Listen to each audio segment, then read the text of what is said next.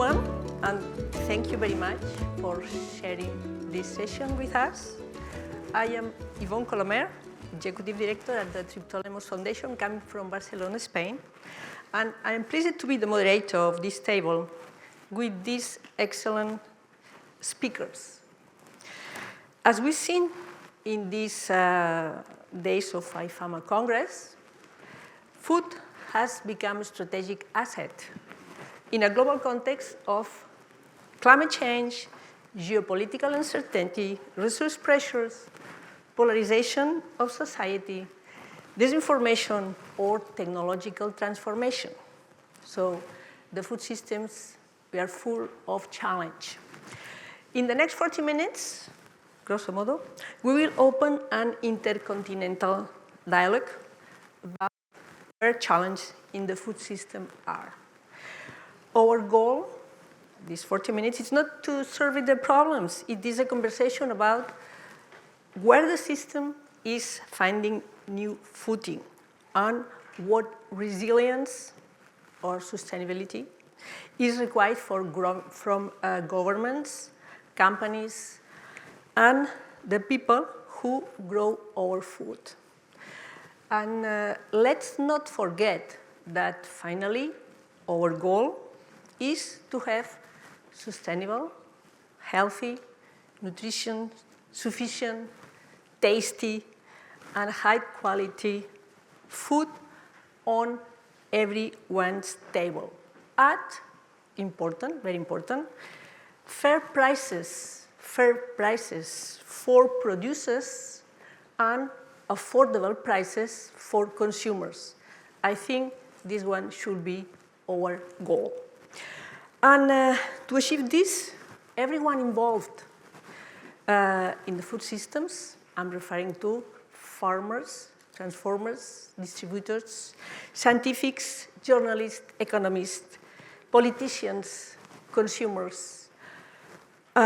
We must all pull in the same direction, that the message, the key message. And let's not forget that the consumers and the previous panel, the speakers, they discuss a lot about trust. Trust is a difficult word because we can measure the safety, the security, we are capable of doing that. But trust, that's emotional. How we measure the trust, that's really difficult, and that's where we are. Food is linked to trust. I don't know if consumer or society, but trust is a key word. So no pressure. Huh?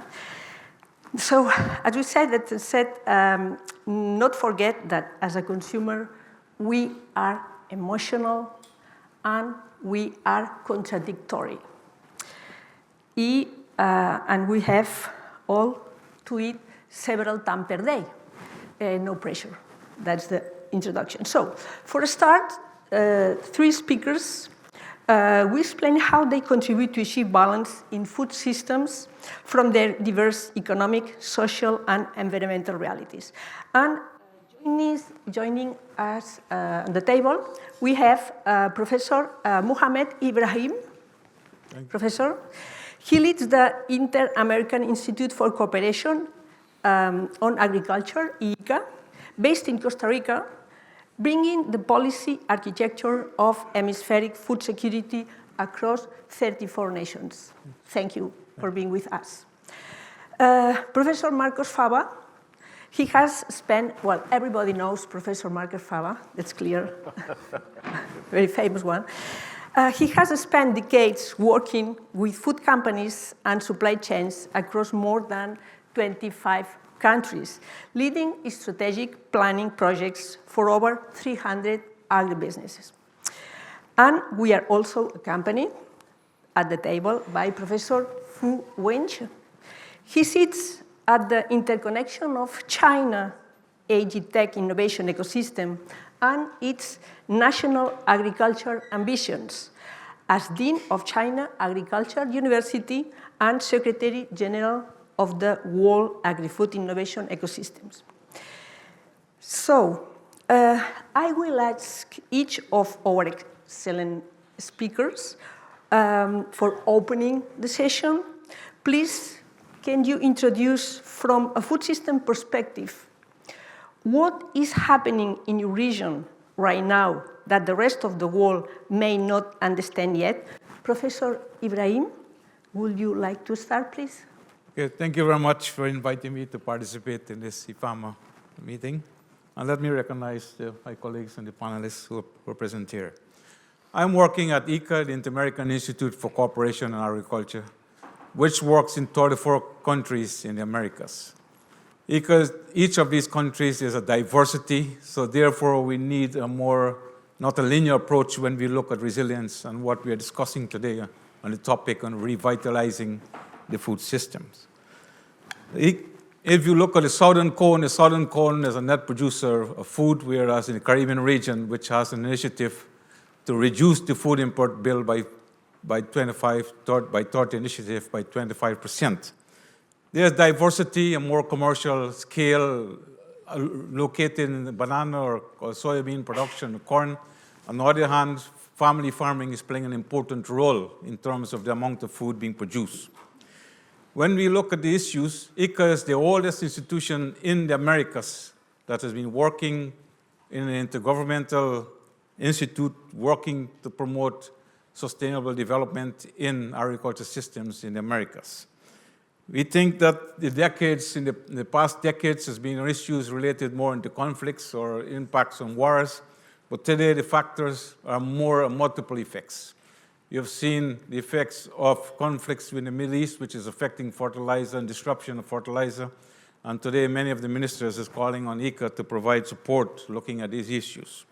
We are also seeing the effect on climate change. We know that we have two of the most important regions more vulnerable to climate change, which is the Caribbean region or the CARICOM region, but also within Central America, which today is being seen preparing for the El Nino effect, which will have projected to have devastating effects on the food system that we have.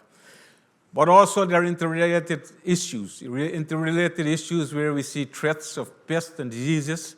An example of screwworm, the new screwworm, world screwworm, which is affecting livestock systems throughout Mesoamerica and having impacts in the trade with livestock between Mexico and the United States.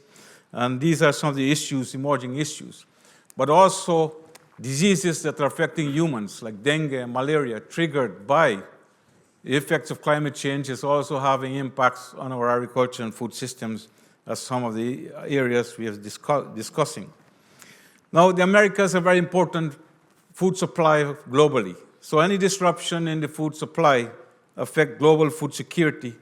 But also the Americas play an important role of looking at the environmental stability, looking at the conservation of biodiversity and water resources because of the natural assets that the region have.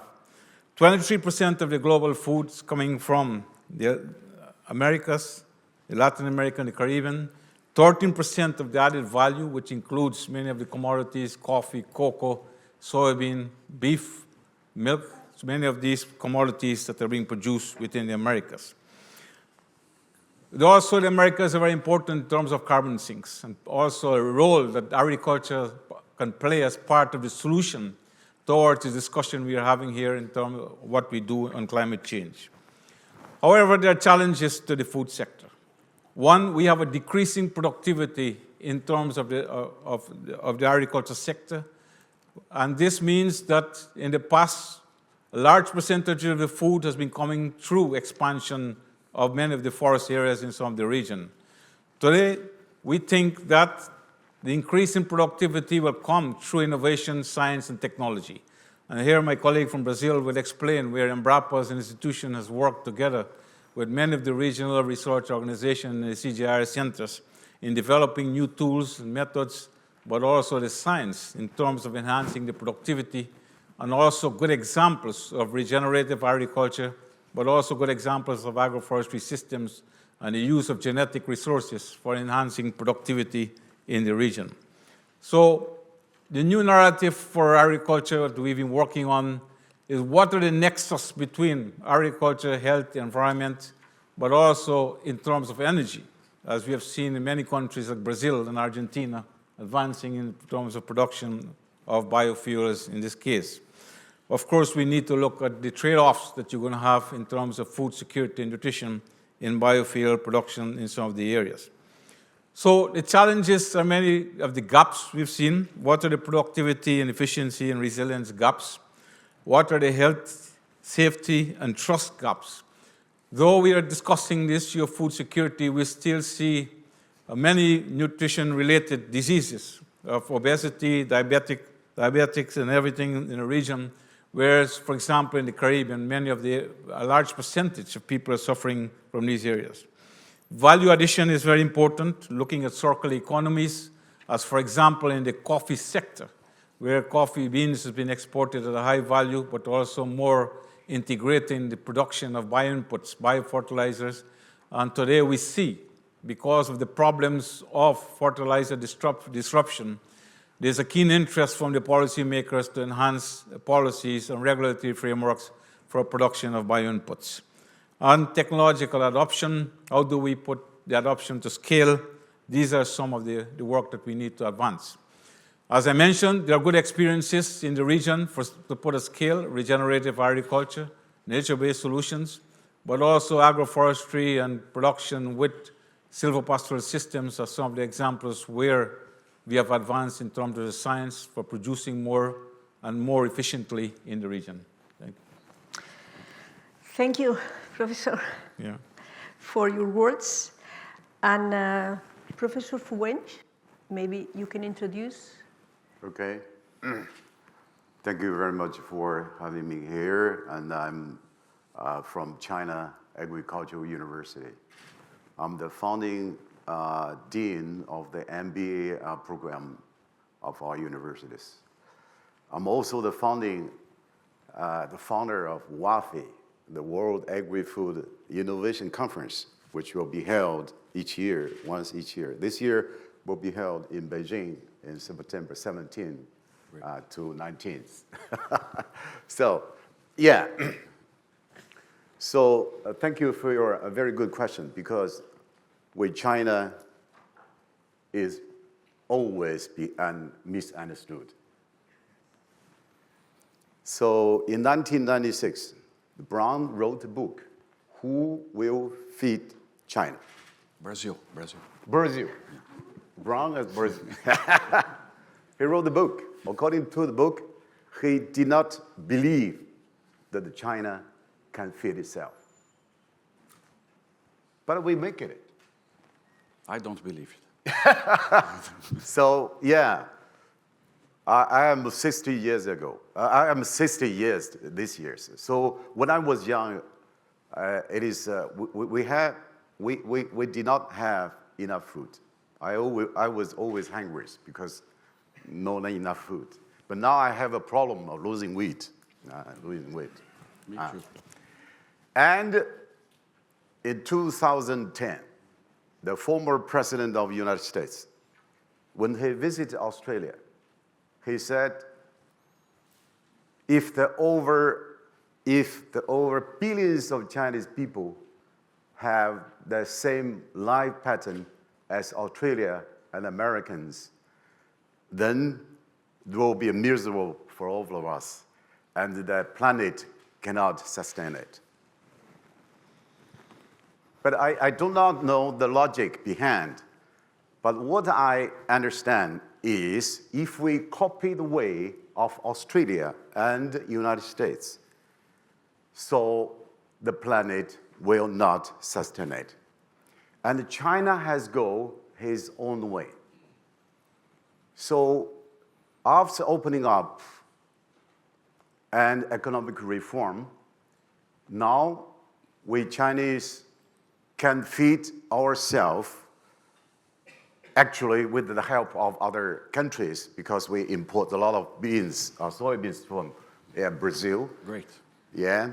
And another fact is the emission intensity per unit of agricultural GDP is reduced 80% since 1993 in the past more than 30 years. So what we Chinese do, what we have done in the last 40 years, I think innovation is very important. The firstly is policy innovations. So you know in China, where our economic reform starts with rural area and agricultural sectors. And each year, the government has #1 documents about agriculture on the rural areas. So the government has very strong support to the rural area and agriculture. And secondly is the agriculture are also a science and technology driven. So technology innovation is very important. You know, now in China, AI, big data models, and the drones spraying, so smart agriculture. So in China, you can see everywhere in China. It's developing very fast. But this is not important.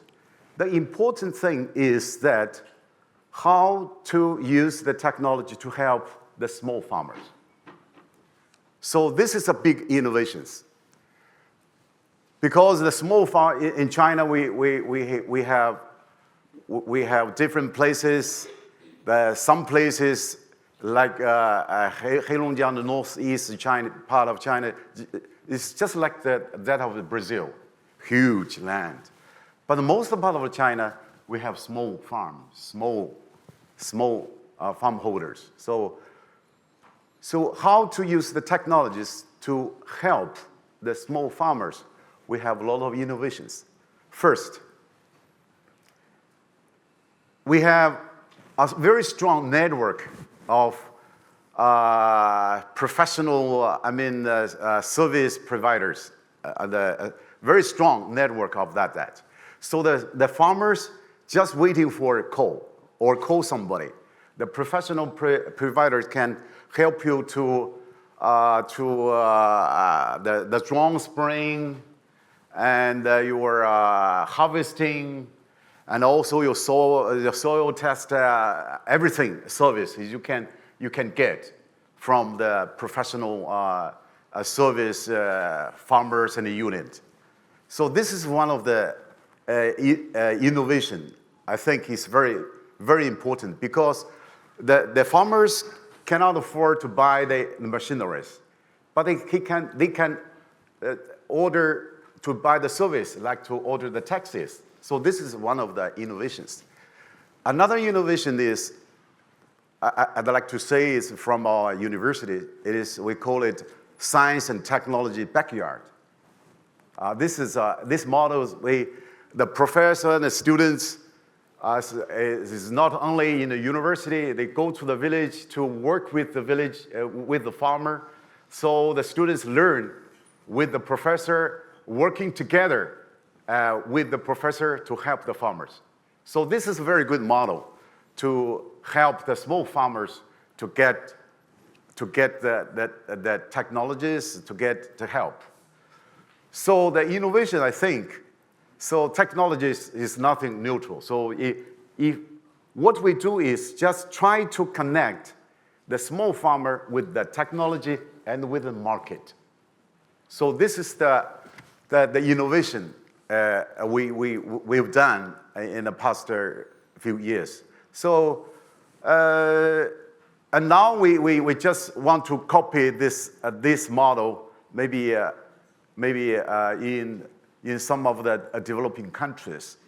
So this is why we have a World Agri-Food Innovation Conference in China. So all over 90 countries, the guests from 90 countries all over the world. So for the innovation communication and the collaborations. So thank you, and I'm looking forward to seeing you in Beijing. Invite you. Thank you. Thank you, Professor Wenge. It's clear that you are very practical. So, and to conclude the presentation, can you hear from Marco Fava, please? Thank you, Yvonne. It was a pleasure when we had a chance to talk, and she asked me, can you tell a nice story of what's going on in Brazil? Pick up one so people can see what is being developed over there. So I try to create something that could be interesting for our audience here. But first of all, I need to break the protocol to say a huge thank you to Tia Hennessy's team. As the organizer of last year IFEMA conference in Brazil, we know what she went through with the team, so thanks for putting such a wonderful conference for all of us here. So what's the story to tell? I will create a Netflix documentary here with you in 5 minutes. So you need to pay attention to all the chapters. The Netflix documentary is about disruptions and how one country is working with disruptions, because that's the theme of the panel that we have. So I'll tell you, the Netflix title is called The Bioenergy Regional Empowerment.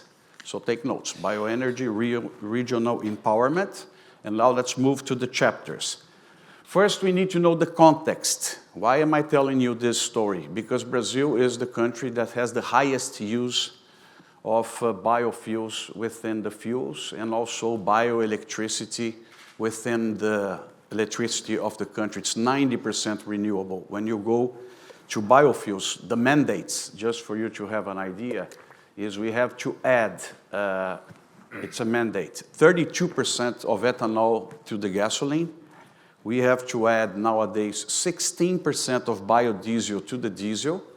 And next year starts the mandate for jets, sustainable aviation fuel, which will start with 1% and will go to 10% until 2037. And we also have the mandates now coming for vessel fuels. So these are, let's say, the context. So now the context takes us to the story, the Netflix documentary I want to tell you. So chapter number 1, I need you guys to take a look and see an area of pasture. Some of it degraded. So look at the pasture, you can see 1 animal, 2 animals, and then that's the first chapter. We move to the second chapter. Suddenly in that region, a bioenergy investment is announced. Then we move to the third chapter. You see, it's very, very fast, so don't worry. We have then the benefits of employment generation and inputs because of the equipment for the industry and services that will be required to produce a $400 million or $500 million industrial unit. So I can tell you the number. It's 1,500 people that will work hard for 1 year and 2 months, 1 year and a half, to build a corn ethanol or a biodiesel based upon soybeans industrial unit. So this will generate a lot of business also for the equipment companies that will sell to that industry. Chapter 4, then we have the area development for crops. So we will need farmers to start with corn, soybeans, sorghum. So let's pick up an average of a corn ethanol plant. It will need around 100,000 hectares of grains. So let's put there another $300 million of investments in order to produce this corn, this soybeans, or the sorghum. So imagine the sales that we are creating for seeds, machinery, for crop protection, for biologicals within the investment. And the advantage of Brazil in this area is that most of our corn is coming from second crop. So it's not disturbing the food versus fuel debate, although I think this is very obsolete, because it's a corn planted after soybeans in an area that was not used. So it's much more sustainable in this way. And then you need, for the corn facility, ethanol facility industry, or for the soybean industry, you need wood, planted forests, because the boilers need energy to generate. You don't need this in the sugar cane because the sugar cane has the bagasse. So you burn the bagasse and you co-generate electricity for the factory and also for the network. But in case of corn or soybeans, you need the wood to come in. So you start also a business of planted forests. And of course, this business should start much before the investment because it takes 5-6 years to have it there. So After the chapter 5, the industrial unit starts up its operation after 1.5 years. It's going to create 300 jobs that will need houses in the small cities, that will need services in the small cities, and this is the first touching point that I talk to you about the social part of this investment.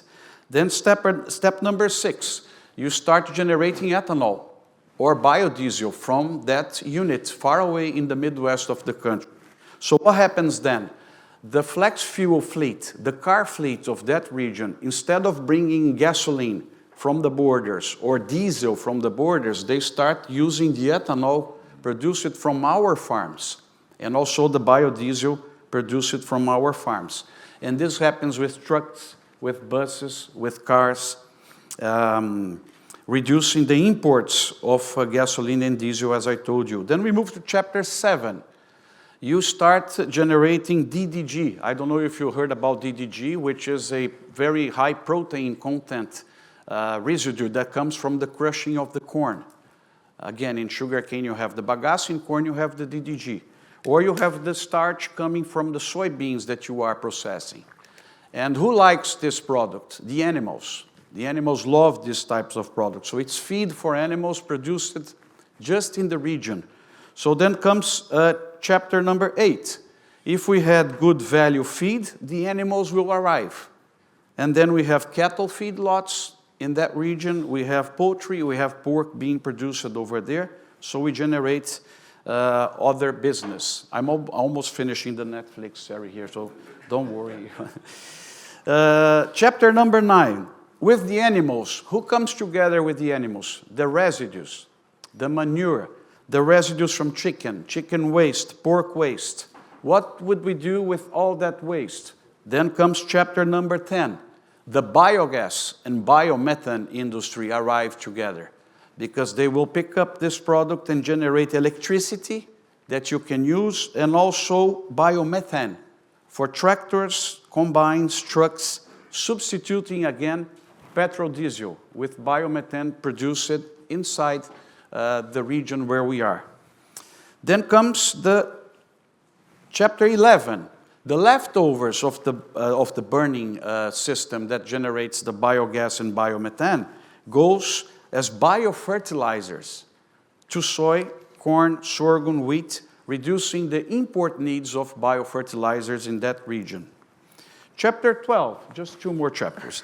The conversion of grains to meats. That's important because just giving you the numbers of Brazil. What is pork and poultry? It's soybean and corn walking. So if we didn't export pork meat and chicken meat and exported the grains that they had a chance to eat, the exports would drop from $13 billion to $3 billion. So you add value. Next chapter, the ecosystem improves the service providers, creating opportunities. We did a study.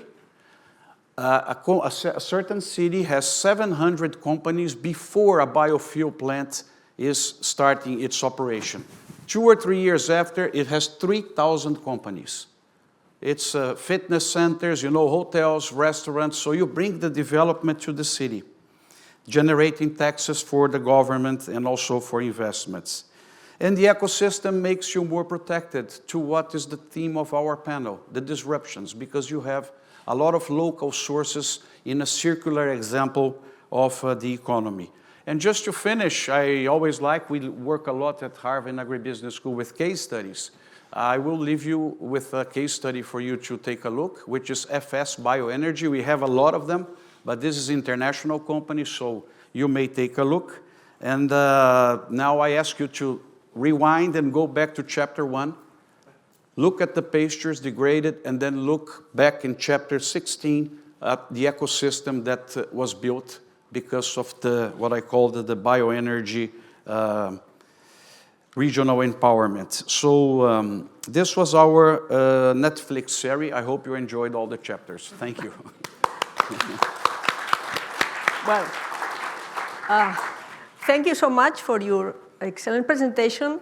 As we see, when we talk about the food systems, we are not just talking about production or biodiesels or water or technology or logistics, regulations, energy, consumer, innovation, but all together. Global food systems are complex and have many interrelated parameters that must be in balance for the system to function. I don't know, to achieve the resilience or to achieve the sustainability, the global sustainability, economic, environmental, social. Triptolemos Foundation is a global pioneer in its approach that we define in 4 interrelated axes, and all must be in balance if we want to achieve this resilience or this sustainability. As you know, the food industry, we have a few minutes for a debate, little debate. As you know, the food industry in the leading manufacturing sector in the European Union and a pillar of the rural environment. So Europe has an external dependence on plant protein for animal feed and fertilizers. That's the reality. If I'm referring to the European Commission strategy to transform the European Union into climate neutral region by 2050,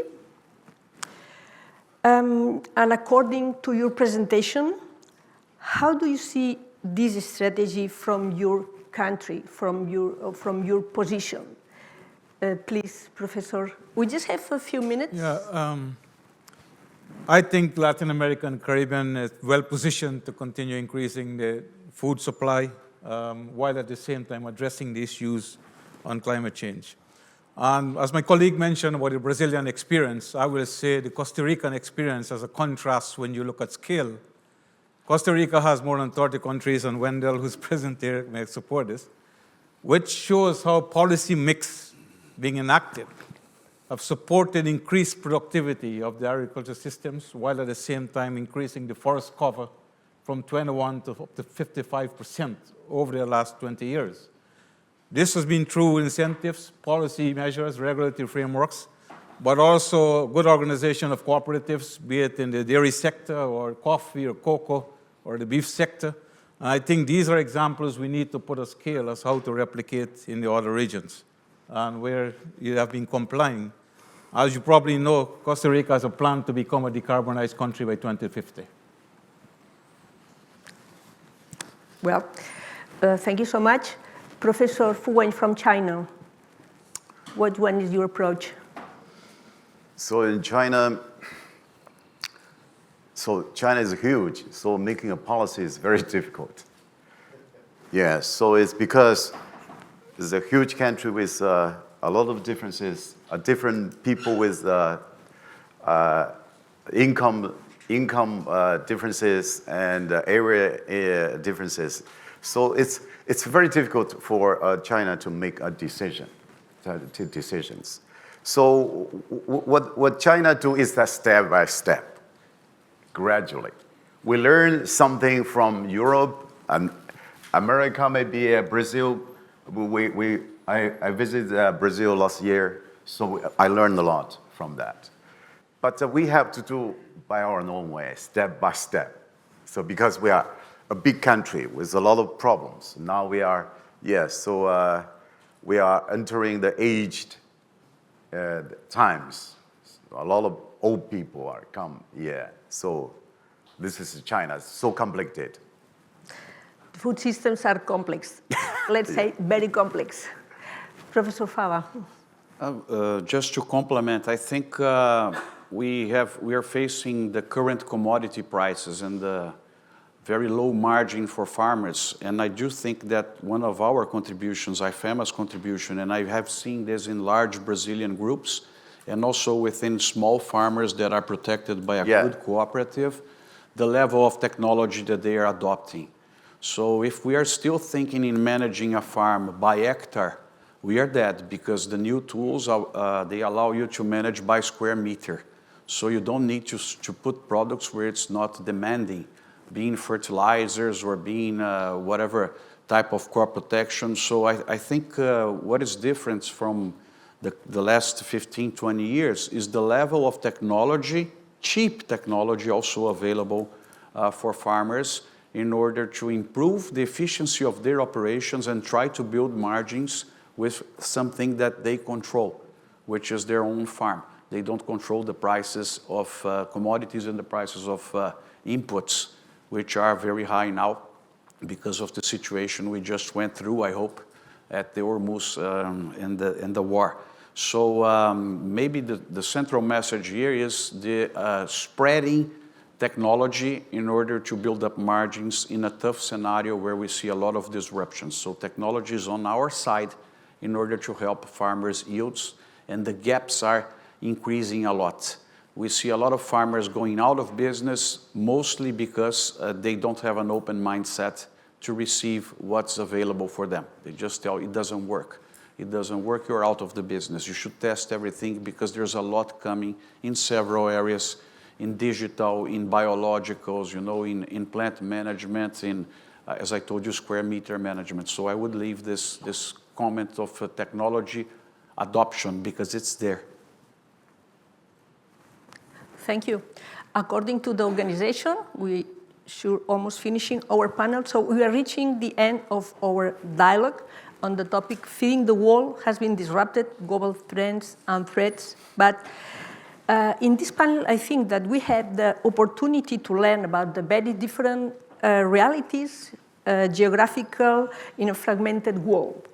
I will add that 21st century will not only be just the century of the energy transition, but it will be the century of the food security, according to the explanation. And also, I will add that training teams, building alliance, we talk about collaboration. Collaboration for what? Collaboration to pull all together the same direction to have food on the plate, in all plates all over the world. And where the business activity is the motor based on science, innovation, technology, that should be the key points. And I will add that IFAMA is a good platform to strengthen connections among universities, business, investors, policymakers worldwide, helping to translate innovation into practical solutions for a more resilient and secure global food system.